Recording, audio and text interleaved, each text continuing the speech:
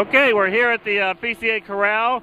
We were searching for some really neat cars, and we came across this beautiful 1974 911. Now, on the surface, this looks like a very well-kept 74 911 that has Brumos stripes. But talking to Eileen and Marianne, we found out that this is actually the actual car that was featured in Panorama, the one that was owned by Peter Gregg.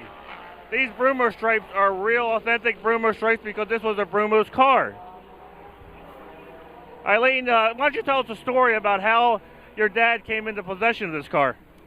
My father owned 2 Porsches from Brumos prior to this car, and when he was at the dealership in 1974, he saw this car on the lot and asked if it was for sale, and they said that it was Peter Gregg's personal car.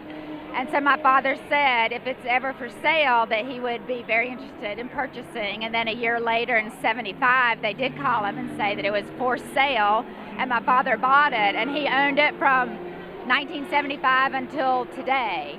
Yes, and he died recently, and we've inherited it, and that's how we came in possession of this car. On Panorama, we saw where it had it restored, and one of the unique features of this car is it has a Sportomatic transmission, which was extremely rare after 73.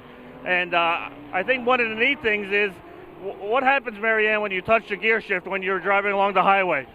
Yes, we learned this as we were first learning to drive it, that it's all powered by your touch. So as soon as you touch the gear, it throws the whole car into neutral.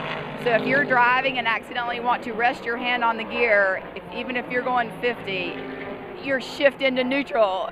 You got to shift the gear real quick and take your hand off right away. Now, some people may question, is this really an authentic car? Or is it one just that someone put stripes on? Well, we actually have a letter from the late Bob Snodgrass, which authenticates that this was indeed Peter Gregg's street car for a year that he specially ordered from the factory. Had special options like the Sportomatic. Porsche even raised the seat a little higher for Peter Gregg because of his height.